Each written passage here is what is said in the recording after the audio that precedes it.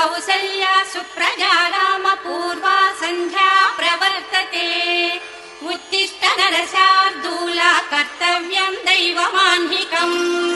कौसल्या सुप्रजा रामपूर्वा सन्ध्या प्रवर्तते उत्तिष्ठ नरशार्दूला कर्तव्यं दैवमाह्निकम् उत्तिष्ठोत्तिष्ठ गोविन्द उत्तिष्ठ गरुडध्वज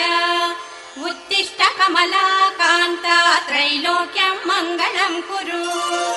उत्तिष्ठोत्तिष्ठ गोविन्द उत्तिष्ठ गरुडध्वज उत्तिष्ठ कमलाकान्ता त्रैलोक्यं मङ्गलं कुरु मातः समस्त जगतां मधुकैटभारे वक्षो विहारिणि मनोहर दिव्यमूर्ते श्रीस्वामिनि श्रित जनप्रिय दानशीले श्रीवेङ्कटेश दयिते तव सुप्रभातमरविन्दलोचने भवतु प्रसन्न मुख चन्द्रमण्डले विधिशङ्करेन्द्र वनिताभिरर्चिते वृषशैलनाथ दयिते दयानिधे अग्र्यादि सप्त ऋषयः समुपास्य सन्ध्याम् आकाश सिन्धु कमलानि मनोहराणि आदाय पादयुगमर्चयितुम् प्रपन्नाः शेषाद्रिशेखर विभो तव सुप्रभातम् पञ्चाननाब्ज भव षण्मुख वासवाद्याः त्रैविक्रमादिचरितम् विबुधास्तुवन्ति भाषापतिः पठति वासर शुद्धिमारात् शेषाद्रिशेखर विभो तव सुप्रभातम् ईषत् प्रफुल्ल सरसीरुह नारिकेळ पूगद्रुमादि सुमनोहर पालिकानाम् आवाति मन्दमनिलः सह दिव्य गन्धैः शेषाद्रिशेखर विभो तव सुप्रभातम् उन्मील्य नेत्रयुगमुत्तम पञ्जरस्ताः पात्रावशिष्ट कदली फलपायसानि भुक्त्वा सलीलमधकेळि सुखाः पठन्ति शेषाद्रिशेखर विभो तव सुप्रभातम् तन्त्री प्रकर्ष मधुरस्वनया विपञ्च्या गायन्तनन्त चरितम् तव नारदोऽपि भाषा समग्रमसकृत्कर चारुरम्यम् शेषाद्रिशेखर विभो तव सुप्रभातम् भृङ्गावळी च मकरन्द रसानुविद्ध झङ्कार गीत निनदैः सह सेवनाय निर्यात्युपान्त सरसी कमलोदरेभ्यः शेषाद्रिशेखर विभो तव सुप्रभातम् योषागणेन वरदध्नि विमध्यमाने घोषालयेषु दधिमन्थन तीव्र घोषाः रोषात् कलिम् विदधते ककुभश्च कुम्भाः शेषाद्रिशेखर विभो तव सुप्रभातम् पद्मेश मित्र शतपत्र गताळिवर्गाः हर्तुम् श्रियम् कुवलयस्य निडाङ्गलक्ष्म्या भेरी निनादमिव बिभ्रति तीव्रनादम् शेषाद्रिशेखर विभो तव सुप्रभातम् श्रीमन्नभीष्टवरदाखिल लोकबन्धो श्री श्रीनिवास जगदेक दयैक सिन्धो श्रीदेवता गृहभुजान्तर दिव्यमूर्ते श्रीवेङ्कटाचलपते तव सुप्रभातम् श्रीमन्नभीष्टवरदाखिल लोकबन्धो श्री श्रीनिवास जगदेक दयैक सिन्धो श्रीदेवता गृहभुजान्तर दिव्यमूर्ते श्रीवेङ्कटाचलपते तव सुप्रभातम् श्रीस्वामि पुष्करिणिकाप्लव निर्मलाङ्गाः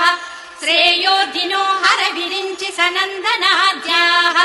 द्वारे वसन्ति वरवेत्र हतोत्तमाङ्गाः श्रीवेङ्कटाचलपते तव सुप्रभातम् श्रीशेषशैल गरुडाचल वेङ्कटाद्रि नारायणाद्रि वृषभाद्रि वृषाद्रिमुख्याम् आख्याम् त्वदीय वसतेरनिशम् वदन्ति श्रीवेङ्कटाचलपते तव सुप्रभातम् सेवा परा शिव सुरेश कृशानुधर्म रक्षोऽम्बुनाथ पवमान धनाधिनाथाः बद्धाञ्जलि प्रविलसन्निज शीर्ष देशाः श्रीवेङ्कटाचलपते तव सुप्रभातम् घाटी श्रुते विहग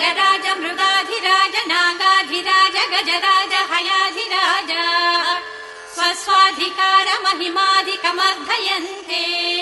श्रीवेङ्कटाचलपते तव सुप्रभातम् सूर्येन्दुभौम बुधवाक्पति काव्य सौरि स्वर्भानुकेतु दिविषत् परिषत् प्रधानाः त्वद्दा सदा सचरमावजिदा सदासाः श्रीवेङ्कटाचलपते तव सुप्रभातम् त्वत्पादधूलि भरित स्फुरितोत्तमाङ्गाः स्वर्गापवर्ग निरपेक्ष निजान्तरङ्गाः कल्पागमा कलनया कुलताम् लभन्ते श्रीवेङ्कटाचलपते तव सुप्रभातम् त्वद्गोपुराग्रशिखराणि निरीक्षमाणाः स्वर्गापवर्ग पदवीम् परमाम् श्रयन्तः मध्या मनुष्य भुवने मतिमाश्रयन्ते श्रीवेङ्कटाचलपते तव सुप्रभातम् श्रीभूमिनायक दयादिगुणामृताब्धे देवादिदेव जगदेक शरण्यमूर्ते श्रीमन्ननन्त गरुडादिभिरर्चिताङ्घ्रे श्रीवेङ्कटाचलपते तव सुप्रभातम् श्रीपद्मनाभ पुरुषोत्तम वासुदेव वैकुण्ठ माधव जनार्दन चक्रपाणे श्रीवत्स चिह्न शरणागत पारिजाता श्रीवेङ्कटाचलपते तव सुप्रभातम् कन्दर्पदर्पहर सुन्दर दिव्यमूर्ते कान्ताकुचाम्बुरुह कुट्मललोल दृष्टे कल्याण निर्मल गुणाकर दिव्यकीर्ते श्रीवेङ्कटाचलपते तव सुप्रभातम्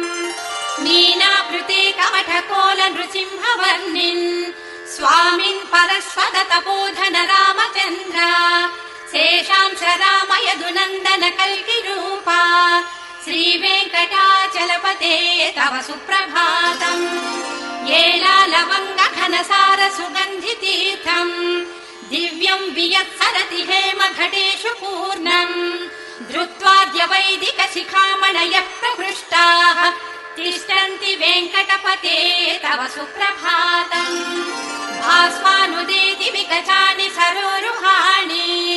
सम्पूरयन्ति निनदैः ककुभो विहङ्गाः श्रीवैष्णवाः सततमर्जित मङ्गलास्ते धामाश्रयन्ति तव वेङ्कट सुप्रभातम् ब्रह्मादयः सुरवरास्तमहर्षयस्ते सन्तः सनन्दन मुखास्वर योगिवर्याः धामान्तिके तव हि मङ्गलवस्तु हस्ताः श्रीवेङ्कटाचलपते तव सुप्रभातम् लक्ष्मी निवास निरवद्य गुणैक सिन्धो संसार सागर समुत्तरणैक सेतो वेदान्त वेद्य निज वैभव भक्त भोग्या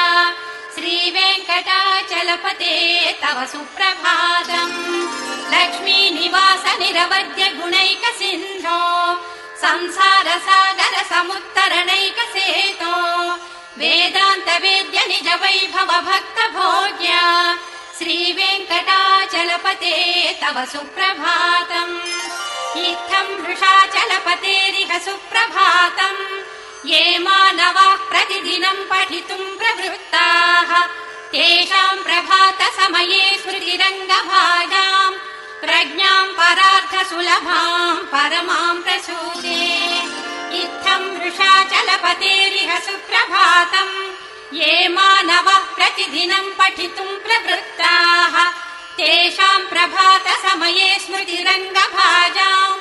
प्रज्ञाम् परार्थ सुलभाम् परमाम् प्रसूते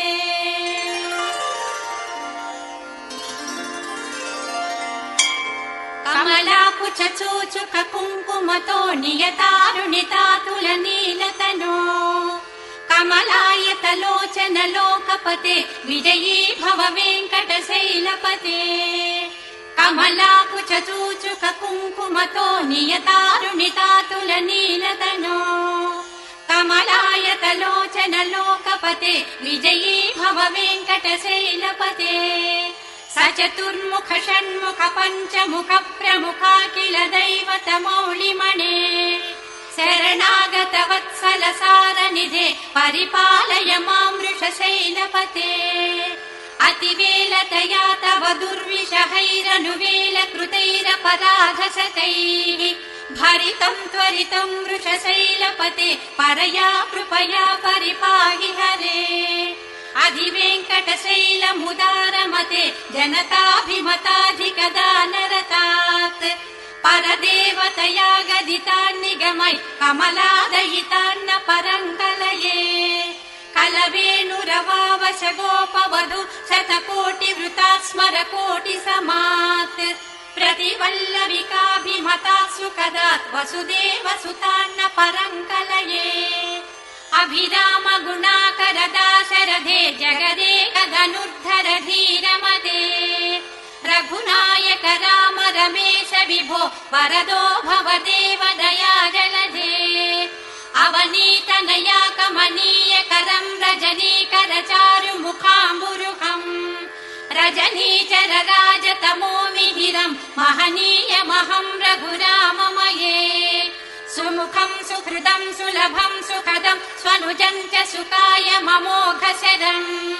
अपहाय रघूद्वहमन्यमहं न कथञ्चन कञ्चन जातु भजे विना वेङ्कटेशं ननाथो ननाथ सदा वेङ्कटेशं स्मरामि स्मरामि हरे वेङ्कटेश प्रसीद प्रसीद प्रियं वेङ्कटेश प्रयच्छ प्रयच्छ विना वेङ्कटेशं ननाथो ननाथ सदा वेङ्कटेशं स्मरामि स्मरामि हरे वेङ्कटेश प्रसीद प्रसीद प्रियं वेङ्कटेश प्रयच्छ प्रयच्छ अहं दूरतस्ते पदाम्भोजयुग्म प्रणामे च यागत्य सेवां करोमि सकृत्सेवया नित्यसेवा फलं त्वं प्रयच्छ प्रयच्छ प्रभो वेङ्कटेश अज्ञानिनां मया दोषा न शेषान् विहितान् हरे क्षमस्वत्वं क्षमस्वत्वं शेषशैलशिखामणे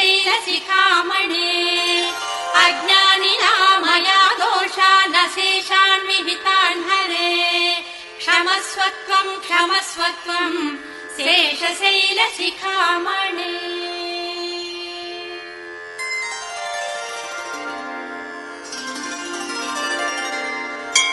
ईशानां जगतोऽस्य वेङ्कटपतेर्विष्णोः परां प्रेयसीं तद्वक्षस्थल नित्यवासरसिकां तत्क्षान्ति संवर्धिनीं पद्मालङ्कृत पाणिपल्लवयुगां पद्मासनस्तां श्रियम् वात्सल्यादिगुणोज्ज्वलां भगवतीं वन्दे जगन्मातरम् ईशानां जगतोऽस्य वेङ्कटपतेर्विष्णोः परां प्रेयसीं तद्वक्षस्थल नित्यवासरसिकां तत्क्षान्ति संवर्धिनीं पद्मालङ्कृत पाणिपल्लवयुगां पद्मासनस्तां श्रियम् वात्सल्यादिगुणोज्ज्वलां भगवतीं वन्दे जगन्मातरम् श्रीमन्कृपाजलनिधे कृत सर्वलोक सर्वज्ञ शक्तनकवत्सल सर्वशेषिन् स्वामिन् सुशील सुलभाश्रित पारिजाता श्रीवेङ्कटेश चरणौ शरणौ प्रपद्ये श्रीमन्कृपाजलनिधे कृत सर्वलोक सर्वज्ञ शक्तनकवत्सल सर्वशेषिन् स्वामिन् सुशील सुलभाश्रित पारिजाता श्रीवेङ्कटेश चरणौ शरणौ प्रपद्ये आनूपुरार्पित सुजात सुगन्धि पुष्प सौरभ्य सौरभकरो समसन्निवेशौ सौम्यौ सदानुभवनेऽपि नवानुभाव्यौ श्रीवेङ्कटेश चरणौ शरणौ प्रपद्ये सद्यो विकासि समुदित्वर सान्द्र राग सौरभ्य निर्भर सरोरुह साम्यवार्ताम् सम्यक्षु साहस पदेषु विलेखयन्तौ श्रीवेङ्कटेश चरणौ शरणं प्रपद्ये रेखामय ध्वज सुधा कलशात पत्र वज्राङ्कुशाम्बुरुह कल्पक शङ्ख चक्रैः भव्यैरलङ्कृत तलौ परतत्त्वचिह्नैः श्रीवेङ्कटेश चरणौ शरणं प्रपद्ये ताम्रोदरद्युति पराजित पद्मरागौ बाह्यैर्महोभिरभिभूत महेन्द्र नीलौ भुज्यन्नखांसुभिरुदस्तशशाङ्कभासौ श्रीवेङ्कटेश चरणौ शरणं प्रपद्ये सप्रेमभीतिकमलाकरपल्लवाभ्याम् संवाहनेऽपि सपदिक्रममादधानौ कान्ताववाङ्मनसगोचरसौ कुमार्यौ श्रीवेङ्कटेश चरणौ शरणं प्रपद्ये लक्ष्मीमही तदनुरूप निजानुभाव नीलादिदिव्य महिषीकर पल्लवानाम् आरुण्य संक्रमणतः किल सान्द्ररागौ श्रीवेङ्कटेश चरणौ शरणं प्रपद्ये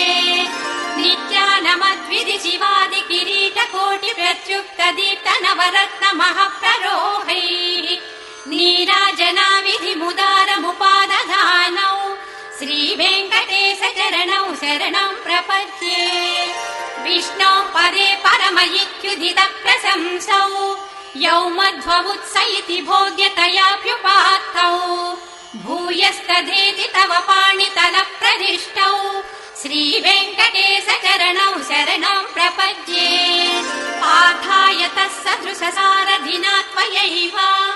यौ दर्शितौ स्वचरणौ शरणं प्रदेति भूयोऽपि मह्यमिह तौ करदर्शितौ ते श्रीवेङ्कटेश चरणौ शरणं प्रपद्ये मन्मूर्ध्निकाळीयपणे विकटाटवीषु श्रीवेङ्कटाद्रिशिखरे शिरसि श्रुतीनाम् चित्तेऽप्यनन्यमनसां सममाहितौ ते श्रीवेङ्कटेश चरणं शरणं प्रपद्ये अम्लानहृष्यदवनीतलकीर्णपुष्पौ श्रीवेङ्कटाद्रिशिखराभरणायमानौ आनन्दिताखिल मनोनयनौ तवैतौ श्रीवेङ्कटेश चरणौ शरणं प्रपद्ये प्रायप्रसन्न जनता प्रथमावगाह्यौ मातुस्तनाविव शिशोरमृतायमानौ प्राप्तौ परस्पर तुलामतुलान्तरौ ते श्रीवेङ्कटेश चरणौ शरणं प्रपद्ये सत्त्वोत्तरै सतत सेव्य पदाम्बुजेन संसार तारक दयाद्रधृगञ्चलेन सौम्योपयन्तृमुनिना मम दर्शितौ ते श्रीवेङ्कटेश चरणौ शरणं प्रपद्ये श्रीशश्रिया घटिकया त्वदुपाय भावे प्राप्ये त्वयि स्वयमुपेयतया स्फुरन्त्या नित्याश्रिताय निरवद्य गुणाय तुभ्यम् स्यां किङ्करो वृषगिरीश न जातु मह्यम् श्रीशश्रिया घटिकया त्वदुपाय भावे प्राप्ये त्वयि स्वयमुपेयतया स्फुरन्त्या नित्याश्रिताय निरवद्य गुणाय तुभ्यम् स्यां किङ्करो वृषगिरीश न जातु मह्यम्